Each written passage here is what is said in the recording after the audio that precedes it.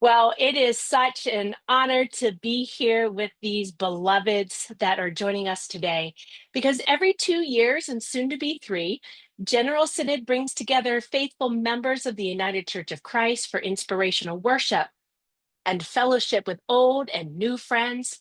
We get to be public witness through engagement of the business of the church. And in July 2025, we are excited to welcome thousands from across the country for General Synod 35 in Kansas City. And Nurture the Soul is going to help us get there by introducing this four-part series that goes deep into General Synod and why we hope to see you all there. Today, we're joined by Kevin and David and Abby and Maria and Moira to go a little bit into the logistics or the 5 W's, the who, what, where, when, and why, how of resolutions. Again, remember there's a time at the end for you to ask questions so that way we know how to better support you this summer. And so thank you all for joining me today. How's everybody doing? Doing Yeah, well. good, good. I like to see sunlight in the back of most people's offices. I know it's gloomy in so many parts of the country, and so I am glad to see you here. I don't want to waste time. I want to be respectful of everybody's time. And so, Abby, I'm going to go straight to you. I'm going to go right for that hard question of Sure. asking why resolutions matter from a national UCC perspective, in particular the DC office. But before you answer that, tell everybody who you are. Yeah, sure. My name is Abigail Ciparroni. I'm the domestic policy advocate for the UCC DC Office, or the Office of Public Policy and Advocacy here in DC. We are the advocacy branch for the United Church of Christ. And yeah, we rely on resolutions every single day. So the first impact is we were created by a resolution. In General Synod 10 in 1975, the DC office was officially established. We've had a presence here actually from even earlier than then. In the 1940s, there were UCC predecessor denominations here in DC that were doing that advocacy, but we were created by a resolution. So all of the work that we're doing to advocate for the values of the UCC, all of that work couldn't happen without our General Synod resolutions. And then resolutions are really critical for us because they guide our policy priorities here in DC. We look to them to determine what policy areas we should focus on every year. And General Synod resolutions give us that mandate to advocate for certain policy issues.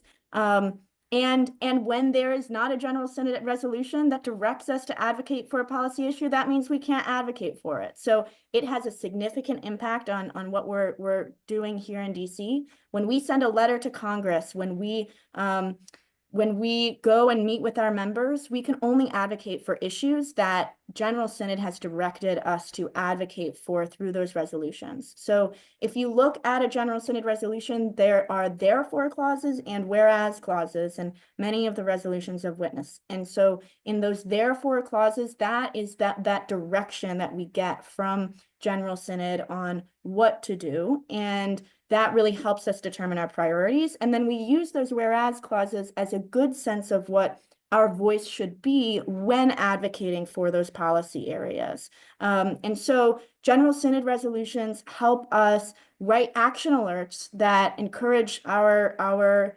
advocates to send emails and call their members of Congress. They help us determine if a bill comes in that we are considering endorsing, should we endorse that bill? I have the General Synod resolutions archive bookmarked because I am searching that thing every single day. So it is very key to our work here in DC and our work trying to express those values. And yeah, I think that's really where I want to hit, is just that the DC office is very, very dependent on resolutions. There are certain issue areas and policy priorities that are very new.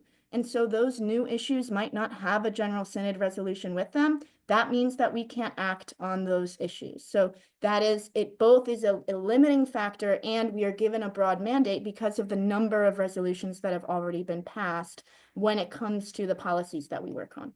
So yeah, I'll just start there, but thank you so much for having me on, and I'm happy and excited to collaborate with all of the speakers here today. Thank you, Abby. Thank you. David, Kevin, do you have anything you want to add to that? Thank you, Abby. Uh, Go ahead, David. Um, I would just say that it's really great to hear that the hard work that happens at every General Synod gets looked at so much. So thanks for just for warming my heart there, Abby. Uh, David and I serve as staff to the General Synod Resolution and Committee process. And Abby, you touched on something that there are two different kinds of resolutions. And you mentioned one in particular that's probably most helpful to the Advocacy Office is a resolution of witness. And just to quote the guidelines that define that, it's an expression of Christian conviction concerning a moral, ethical, religious matter, confronting the church, the nation, or the world. It's a way for us as General Synod to express a Christian witness to the world on that issue. The other kind of resolution we have are prudential resolutions. Those are ones that adopt policy or institute revised structures, procedures, authorize programs, a request and action. So those are the two types of resolutions we see at General Synod. By and large, the ones that are going to go to the advocacy office or that local churches might choose to address are going to be resolutions of witness. Those require a 2/3 vote of approval from Synod. Prudential resolutions require a half, a simple majority. And so every delegate that is named and represented at Synod are the ones who vote on the resolutions, correct? Right. What happens if you have to go to the bathroom when the vote's coming in? I'm thinking practicality here. Don't go. Don't go. I'm not sure how far a distance our clicker voting machines work. Right, right. I love that. Well, we'll have to see. So hold your go before the big meeting. There Yes. is a Thank you. there is a polity question around that actually too, and that's around whether or not it's possible to have a proxy. And the answer is no. And the reason why is because as this community of faith, we also count on the Holy Spirit to be alive and at work in our midst. And so if you've given your vote away to somebody before the conversation or in the midst of it, then that opportunity for the Holy Spirit to be at work and alive and maybe change your perspective is not there. So Mm. I think Marie's got a good point. They do take breaks. There's Synod isn't just nonstop the whole time. You'll have a chance to go to the bathroom. And I have that brings up another question real quick for anybody here that might be able to answer it. Are delegates named already? If you're a delegate, do you know who you are? And is there a deadline if not? The Wisconsin Conference, where I am, elects them on a rotating basis by association. So for this year's Synod, everybody knows who's going already as of last year. So Good. Thank you. Just in case there was anybody out there that had that question other than me. Well, Moira, thank you very much for jumping in here. You happen to be a pastor at a local church, if I got that correct. Yes? 3 of them, yes. I serve 3 UCC churches in Northeast Wisconsin, about a half an hour from Green Bay. But I'm a proud child of the Southwest Conference. I grew up in Albuquerque, New Mexico, educated at PSR in Berkeley, Pacific School of Religion. So 23 years, though, here, pastoring small churches, which don't often make the UCC's radar just because we're small. And dealing with Wisconsin is a very purple state. It always has been. And it's a very interesting state to pastor in the times we're in. I think that's a safe assessment. And it has been all of these years. It's not a new challenge living in farming communities during a changing economic world and things like that.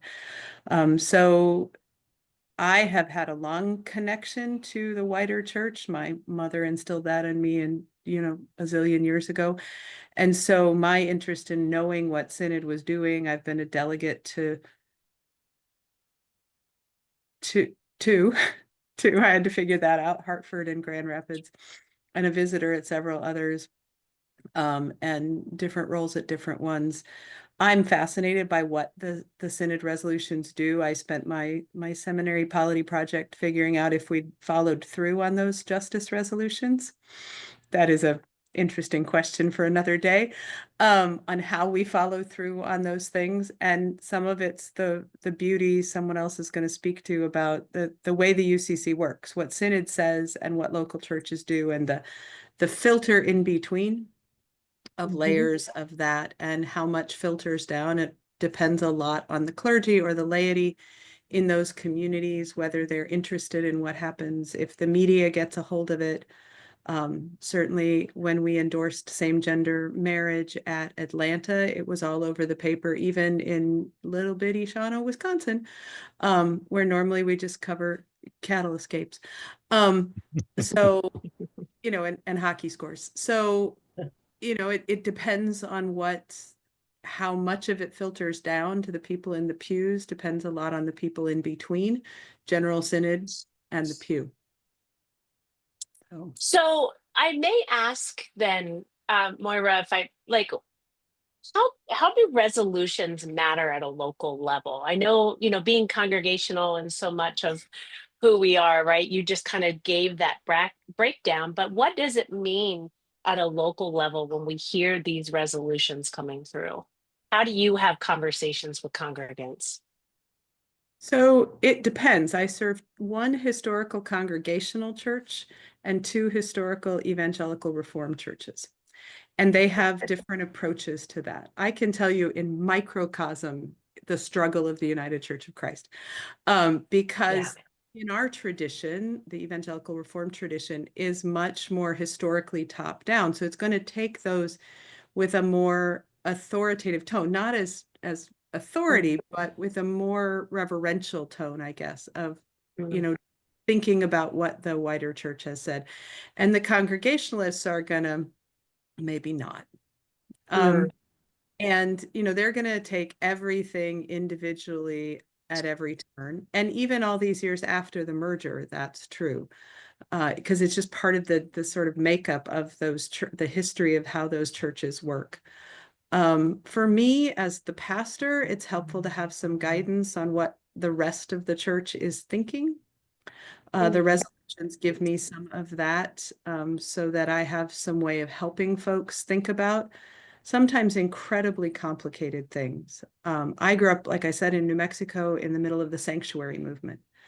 Our church was very active with that. And I remember my mom reading me General Synod Resolutions, because I'm a dork, about that. And, having some other perspective of what are other people who share our faith tradition thinking about what's going on and how are we going to respond. So they're mostly, to me, what's the right word? Informational, I guess. And how do we have a conversation? They're there to help us have the conversation, as opposed to Abby, who's, trying to advocate policy change. I'm trying to change hearts and souls, and maybe get them to call Abby and say, okay, so how do I do policy change? But I got to work on an individual level. And so here's some things other people have thought through, and done a lot of work thinking through. It's not, resolutions don't just come easily. So, yeah. Yeah, thank you for that. There's some push-pull between national and the local church setting. Yes, Kevin, David, what do you think about that?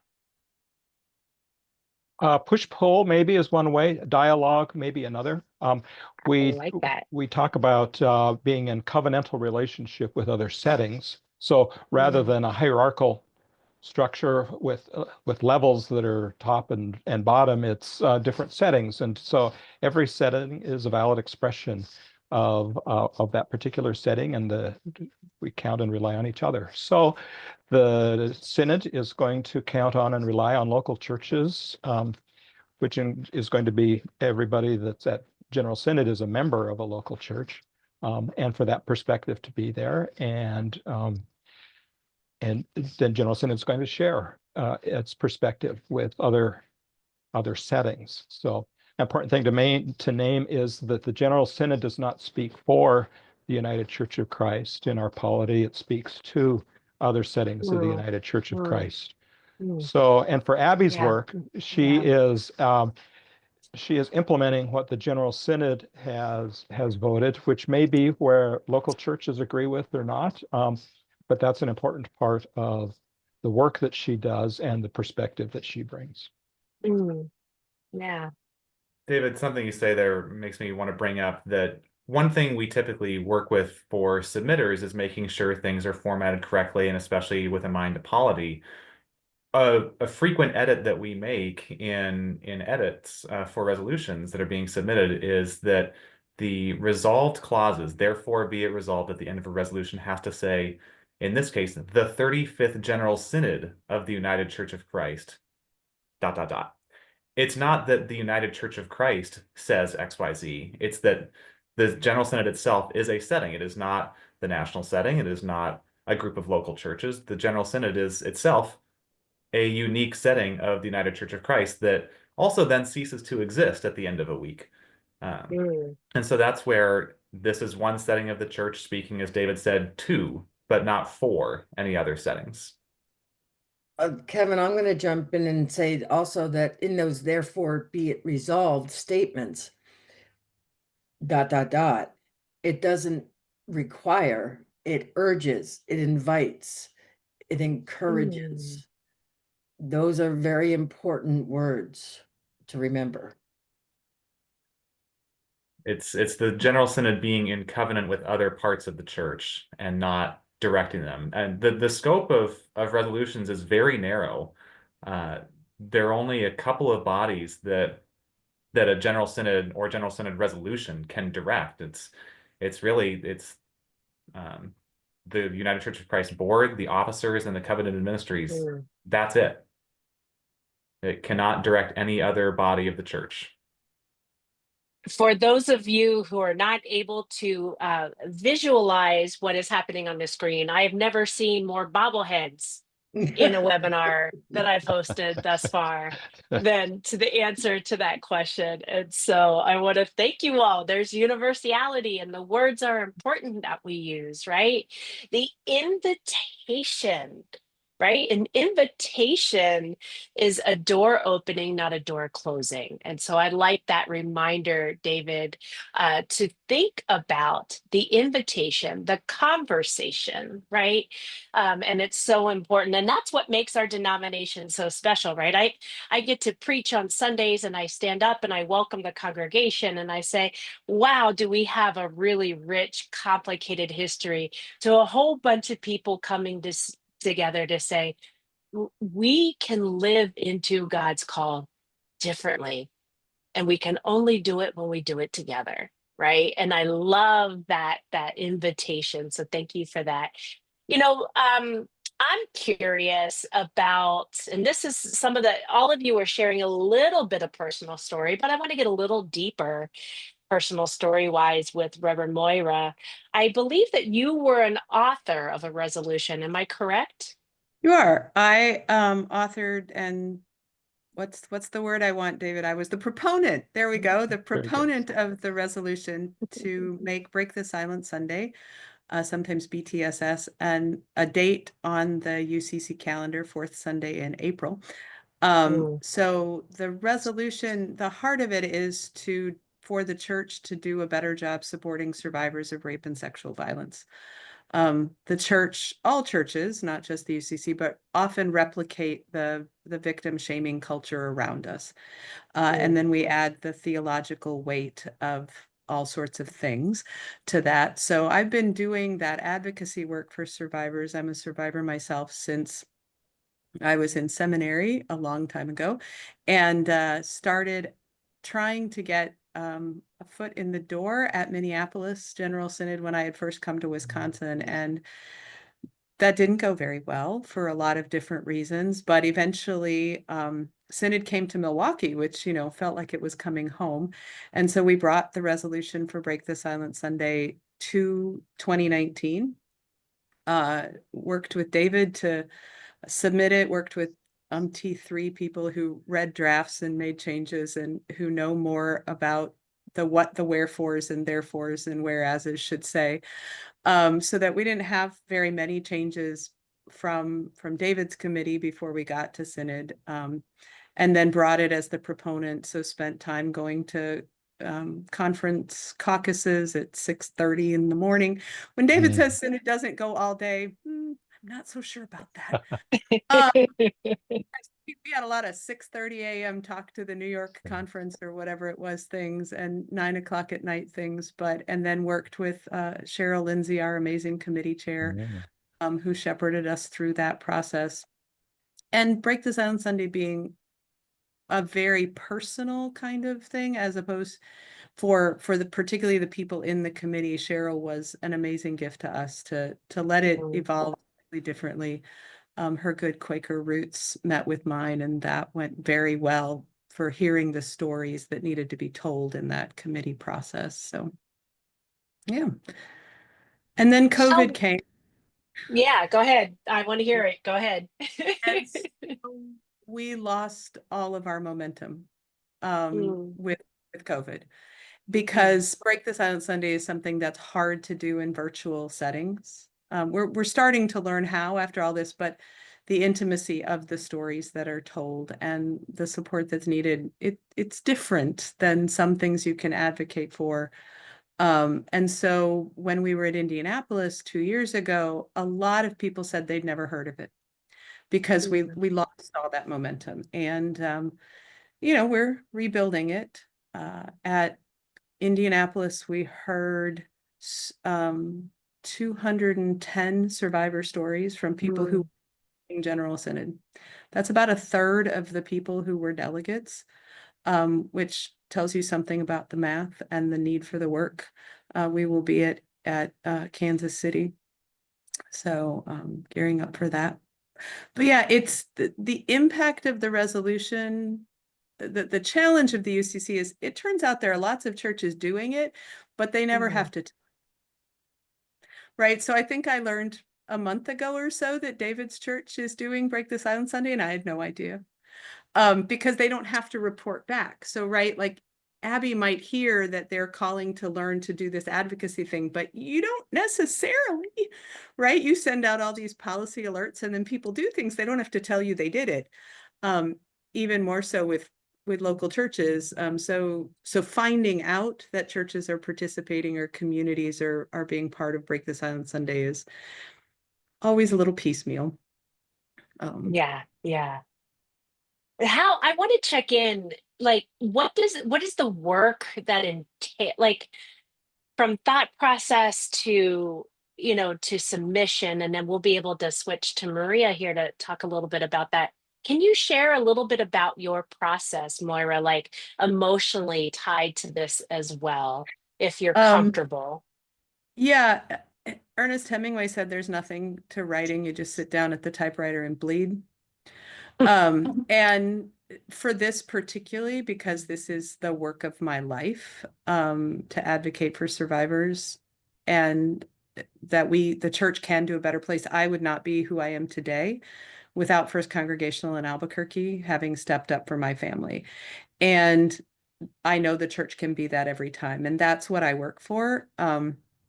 So the process of writing the resolution was very hard. The first draft of it said, you should already have been doing this. That was the title of the resolution for like its working time.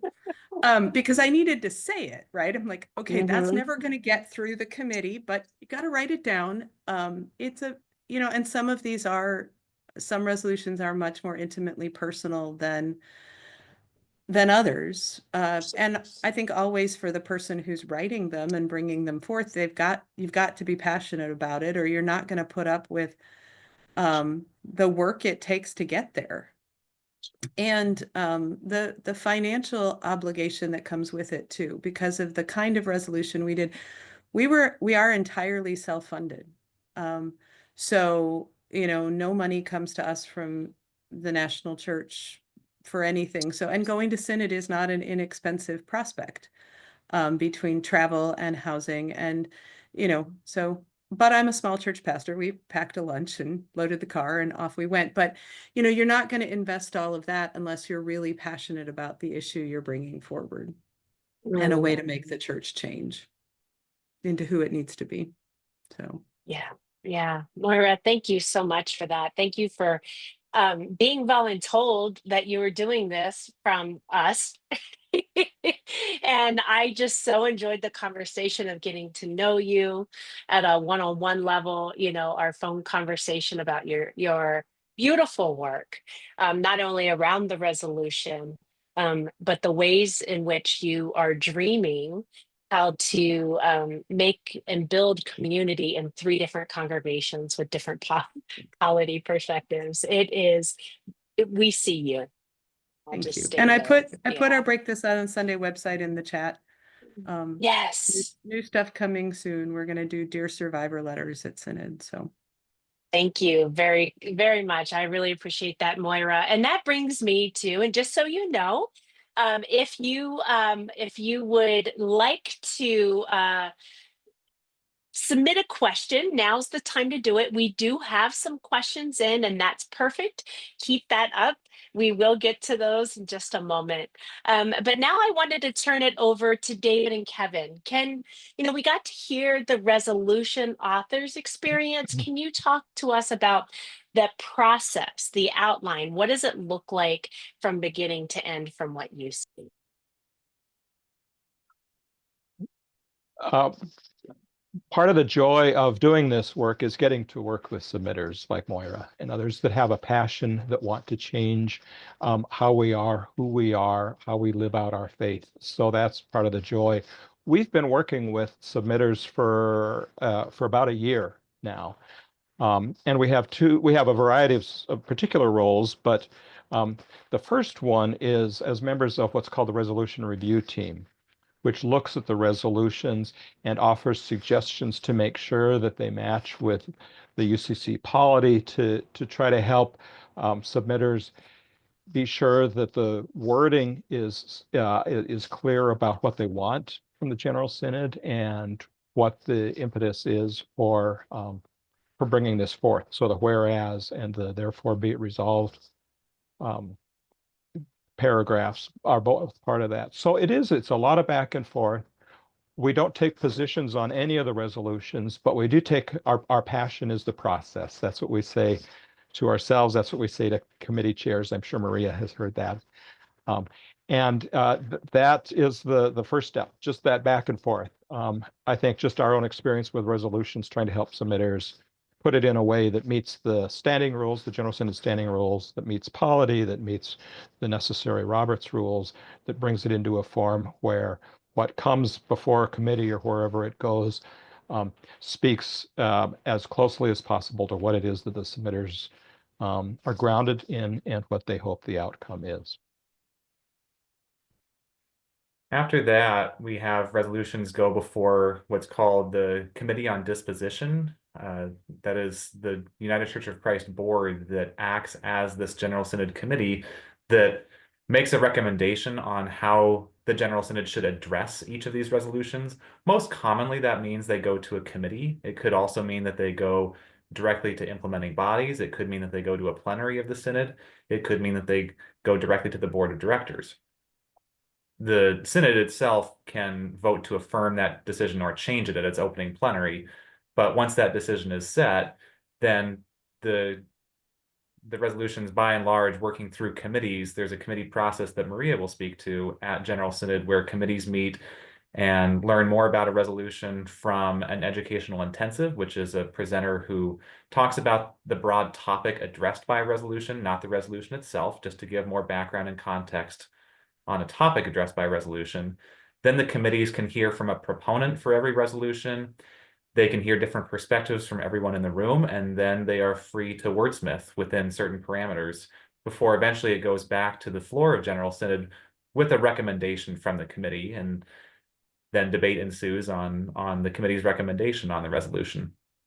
I do want to mention one other thing about what Moira said, and also to address Percy's question here in the Q&A, which is how do we get churches to necessarily act on these resolutions or support them? There is not a process for us to have additional proponents or any endorsements on resolutions. That's really beyond the scope of our work. And it really means that we're waiting for the Holy Spirit to move in the midst of General Synod. However, at the end of Synod, for the last few years, we've had something called an implementation conversation.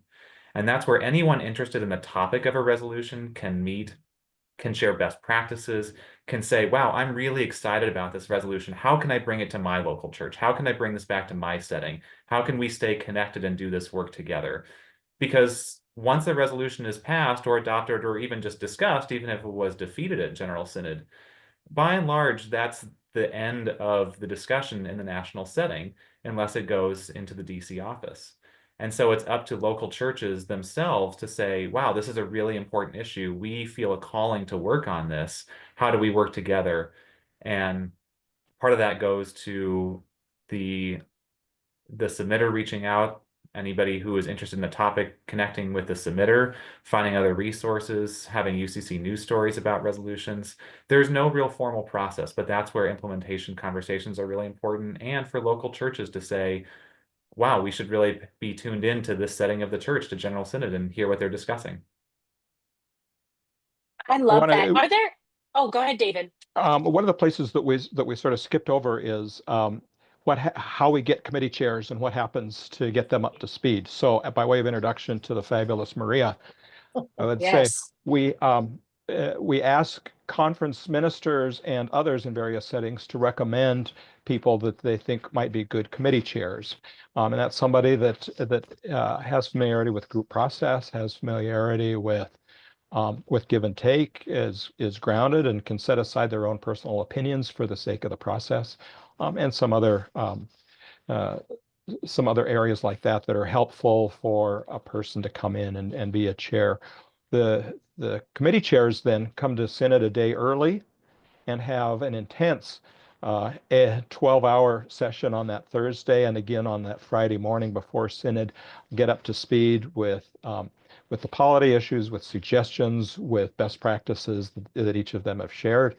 We have a committee process team that does all that. And then committee chairs run with it. And they've got good inclinations, good understandings, and we trust and count on them to make that spirit alive and at work in the midst of the committees. And they do a fabulous job with that, including Maria, which is why she invited back a committee chair more than once. Yes, yes, great transition. Yes, Maria, talk about committee chair, your role and what it looks like and how to invite others to be committee chairs. Uh, I'm Maria Brace. I'm from Allentown, Pennsylvania, which is part of the current Penn Northeast Conference. And I say current because there will be a resolution brought to this coming General Synod to consolidate the 4 Pennsylvania conferences into one. So this may be the last time you hear Penn Northeast Conference. I'm not sure how I got chosen. I've been a General Synod committee chair 3 times. The first time was in Baltimore. Second time was in Milwaukee. The third time I should not have been a committee chair, but COVID forced the issue that Synod be virtual. And I'm going to back up. When you are a committee chair, you also must be a delegate to the General Synod. And I was not a delegate to the General Synod for the remote virtual synod, but somebody worked magic. I think that was David, and asked that the rules be suspended, I guess, and allow committee chairs to not be delegates, tapping into previous committee chairs for experience, knowing that having a virtual General Synod would be a bit more challenging. They were looking to have experience. I am in a line of 3 Brace committee chairs over the years. My eldest son and was a committee chair for, I think, 2 committees, if I'm correct, David. And his wife was a committee chair, Right. I think, for 1 General Synod. And I think there was a break in between there. And then I was elected to be a delegate for Penn Northeast Conference, and I guess my name triggered something in David, and they reached out to me. I'm not sure how else to say that. It is an honor to be a committee chair. It's also an incredible responsibility. As David said, we do arrive early and have intensive training on how to be a committee chair. And we are always mindful that the committee process is one that is led by the Holy Spirit. There's no way around that, and you have to be open to that leading nature. It was a 12-hour training. It was pretty amazing. But I did it twice. Actually, I did it 3 times. The virtual didn't really count. But the first 2 times, I learned more in the second time of the training than I did in the first, I think, because I was so overwhelmed with what was happening, what the responsibilities would be. But it was so helpful. Standing in front of a room full of 60 to 80 people that make up your committee. Can you imagine having a committee that is comprised of 60 to 80 people and expect to get anything done? It worked. It absolutely worked. Each committee chair is assigned a support person from the board. And that's how I got to know Kevin, because Kevin was my first committee chair support person from the board. And he was fabulous. He had so much information that I didn't have any idea about, but being a board member allowed him to have some of that extra knowledge. And they're there to be a support, not to be a director. They're just there if they keep quiet until you look at them and say help. And then they either run out of the room to get more help, or they stand up and they give some background, or they give, some helpful information for the chair and for the committee members. As David had mentioned, I think it was David, there is an educational intensive opportunity that the committee chair leads, literally just introduces the educational expert to review the information, to give background, to help the committee members understand what really is at the core of the resolution. Now, then you go away and come back the next day, and you start presenting the resolution as it's written. But I need to say something really important here. Once that resolution gets to the committee, it's now owned by the committee. So when Maura says that she wrote the resolution, she then handed off her baby and gave it to the committee, praying that the committee would understand and be receptive to everything that was written in that resolution. And what happens after that is the committee then takes charge, takes control. Unfortunately, what happens a lot of times is that members of the committee like to do wordsmithing, which can often, Kevin's laughing because I'm being nice. But what happens is that wordsmithing can change the intention of the resolution. You have to be careful about that. You can only wordsmith the therefore be it resolved. And people like to think that they can wordsmith the background information. Well, no, we're not voting on the background information. We're voting on the therefore be it resolved information. All of the work of the committee is done by consensus. Mm. Everybody needs to come to a consensus. Can I live with this? Mm. That's the big questions. Can I live with what is written here? Mm. My first General Synod, which was a little committee chair aspect of it, because I've gone to 4 General Synods now. The first one was in Kansas City back in 2001. I was not a committee chair in that time, but I was a delegate. And the first committee chair that or the committee that I chaired, there was one person in the room who didn't not like one word in the therefore be it resolved. And that word was intersectionality. Mm. And that delegate wanted that word removed, but it was a critical word Mm. for the purpose of the resolution. And that it was painful. It was painful for the members of the committee to try to help that person understand.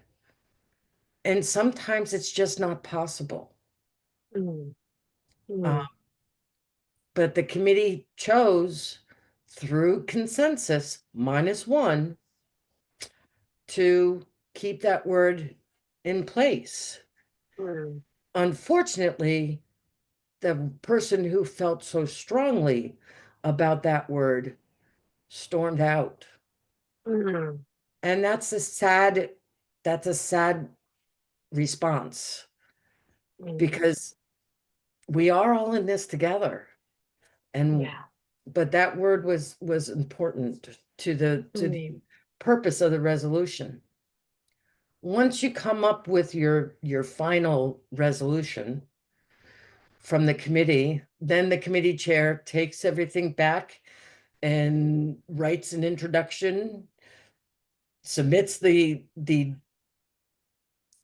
altered, most of the time altered resolution to David and Kevin.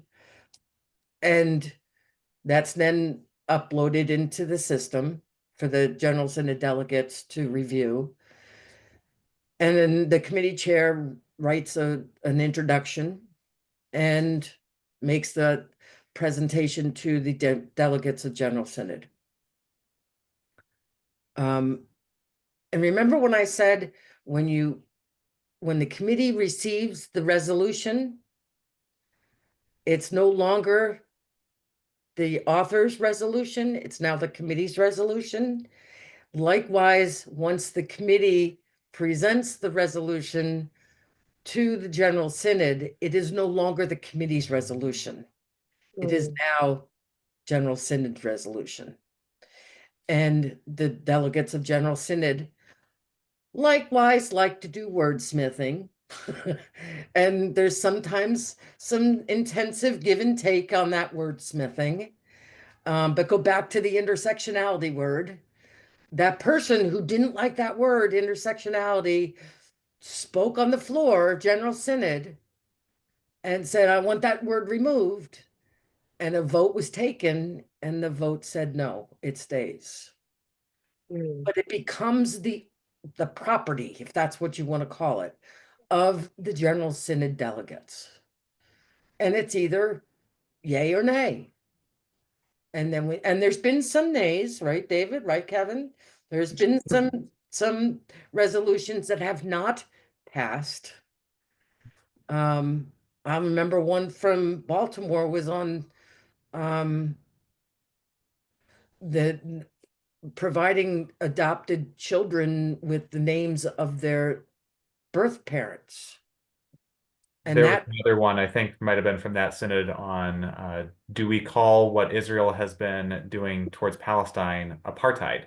And I right, believe that got 65% of the vote, and being a resolution of witness needed a full 2/3. So right. There's a third one too, Kevin. There was one about the right to die. That did not pass either. And just to mention it, there is another option sometimes taken, can be a committee if they want to what we would call radically alter a resolution. If they don't feel they can sit with the original intent of a resolution, they could submit a substitute, and there's a process for that. The Synod has to vote to take that into consideration. And another option is to take no action. There was a resolution several years ago about should we have a policy on the exhibit hall for General Synod? Right. And it was eventually decided to not vote on that issue, which simply removes it from the table. It means that the Synod is not on record with a vote on that topic or on that Right. resolution. Right. So those are other options.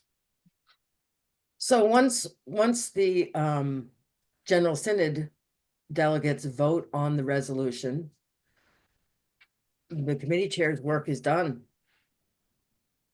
But it is an exhausting process, but it's so fulfilling.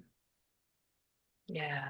Oh, Maria, I love that. I love that also the chance that we got to spend. I learned so much about how your family has been engaged at helping the UCC at a wider level and at that local level do some really, really important work around justice and loving for one another and inviting that God is still speaking. And I love that. I think that what I've heard so much of from each of you today in random ways is the invite into conversation, right? It's going to be hard.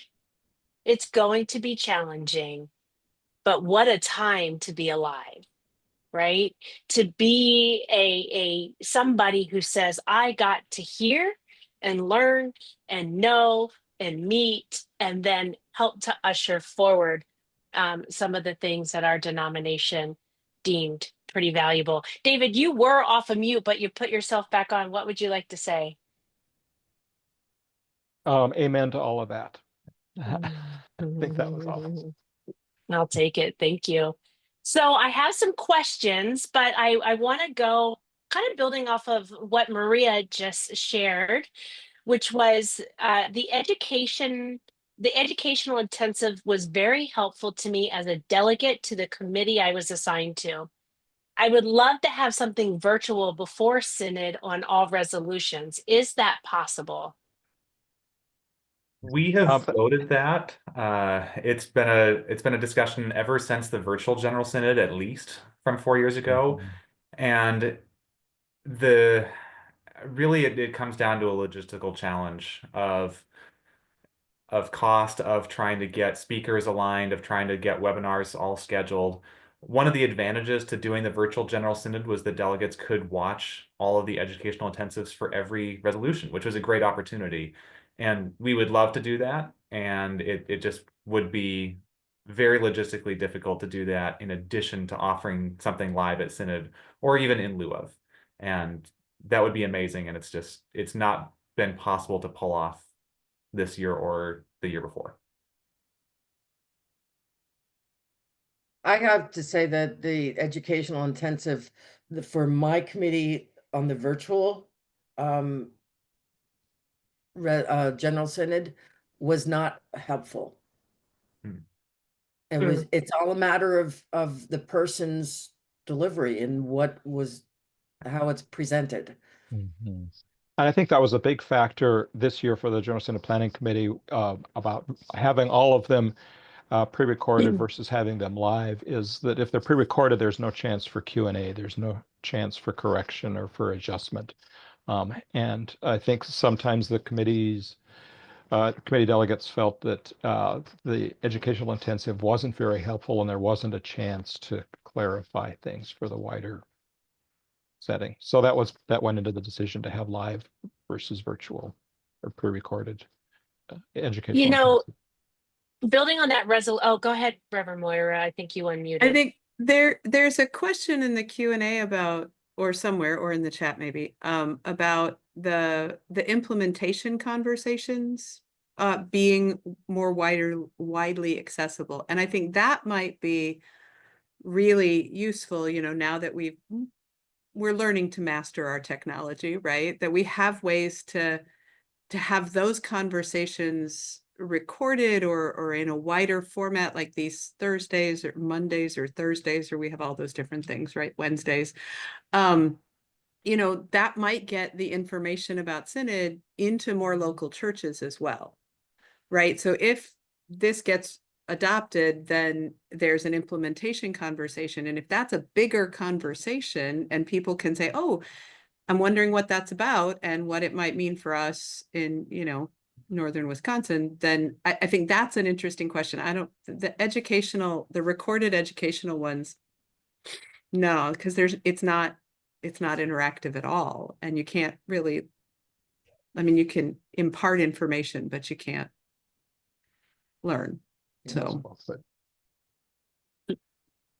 I like the questions that just came up. Are delegates assigned to resolutions? And the answer is they are assigned on a random basis. So you can't say, I have a particular passion for this resolution. I want to be assigned to that committee. And the reason behind that is so that each committee has a broad range of perspectives. It's not filled with people that already have a passion for that. So it can sometimes be frustrating for people that have a particular passion they want to see through, but it also really broadens the conversation in committee time. Is there a resolution glossary?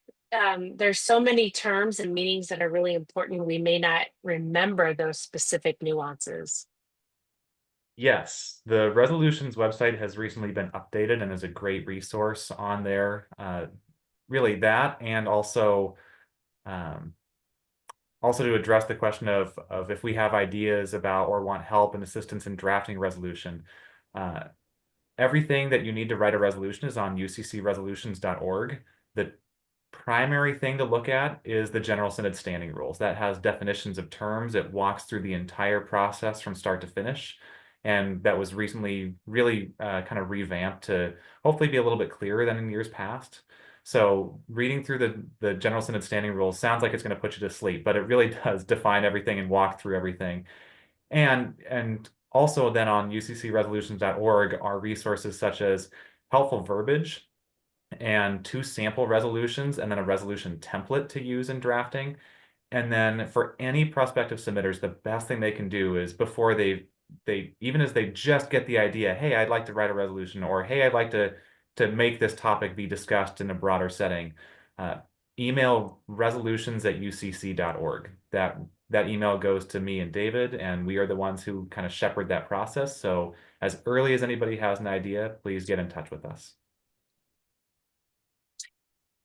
Yes, thank you for that. Are we using clickers to vote? We heard the mention of clickers earlier. Is there a clicker to vote? Do you know, and what is a clicker to vote for those of us who have never been there? It is a remote and electronic way of voting as opposed to having to raise your hand and for the counting to happen. So it's an electronic way so that the votes are tallied really quickly. So I'm not sure exactly what they're going to use this time, but it will be electronic. And so everybody will have a device. Yeah. I think there was a delegates will mobile have- app before, right?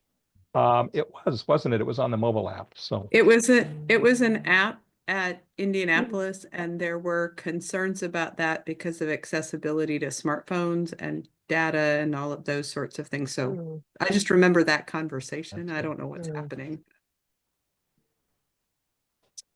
One more question is, how do visitors get involved with resolutions? Can they? visitors are welcome to attend any committee that when it's at the beginning stages, which is called a hearing process. And if called upon by the chair, they can speak even if they're not a delegate. Visitors are also welcome to attend one of the educational intensives ahead of time if they have a particular topic they want to do. They're also welcome to follow along in the plenary and see how that action goes. And then anyone is invited, as Kevin said, anybody is invited to the implementation conversations at the end of Synod. That's for anybody. It's for how you can carry this back to your local setting. Yes, I love that. I want to thank every one of you for taking time out of your day to be with us today, to do the tough work. Each of you have been very vital in the tough work of being an alive church at our current time. And I'm very grateful to each of you. And thank you so much for joining us. Real quick before we go, are there any last thoughts that you would like to share with the folks that are either viewing this live or will be watching it later?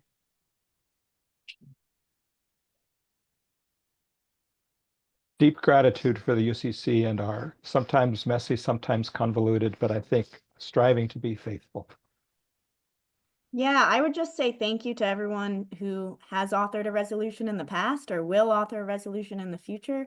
The past resolutions really help us. So thank you. I love it. And thank you very much for answering some of those questions that came up, both Kevin and Moira and all of those. I really appreciate it. I just want to say, David and Kevin, thank you for the work that you do on your end. Maria, for cultivating and fostering so much love for the UCC within your family, within your community, with all of those who came together to work in a committee. I want to extend my gratitude to you, and for Moira, these personal resolutions to these non-personal resolutions, your dedication to help understand what it might mean for a local context is really important. And Abby, I would not want your job for the world. It sounds like it's the most difficult one in our world right now, but wow, the fact that you keep showing up with a smile and with so much passion to really help our legislative representatives understand the voice of the church and the voice of the people. I'm so very grateful for you and for our tech team, our marketing and communications team, for all of the work that they've done to say, we want this webinar series for our community. And then Ellie, can you host them? I was like, sure. Introduce me to all the cool people. So thank you for joining us for our webinar today, for our presenters. It's a gift to have you here. So I invite you to join us for our next special offering webinar. We are off this Thursday. We'll be back on Monday, April 14th at 3:30 p.m. Eastern Standard Time for a special offering of Going Deep into General Synod Part 3. During this webinar, we'll hear from leaders on how we plan an accessible, safe, and welcoming synod. We'll learn more about how to create brave space through networking and communal opportunities for our LGBTQIA+ community, and moments of intentional, intimate connections for women within the wider church and those seeking to be in community through a justice action lens. We'll also learn how we've created several spaces where children birth through 12 and youth, rising sixth graders through recent high school graduates, will have their own unique faith formation experiences while also taking in the lessons of the wider church. And then, of course, how we are living into our commitments to being accessible to all, A2A, and WISE, welcoming, inclusive, supportive, and engaged for mental health that include community care spaces, as well as an access team that is available to support those access needs.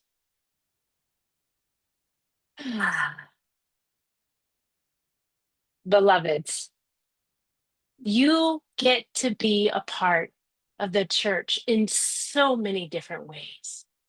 We all have unique gifts and talents and endurance and patience levels and language and just all of the ways. Now is not the time to shy away.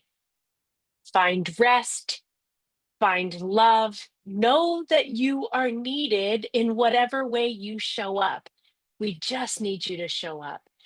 And I hope to get to see each of you, whoever's joining us on the other end, in July for some really good barbecue. I think Kansas City is something called barbecue. I don't know. And also that is if we get to go, and maybe I'll just see you rushing to the bathroom in between resolution clicks. Anyway, much love to you all. Bye, everyone. Be loved and know that you are worthy. Amen and amen.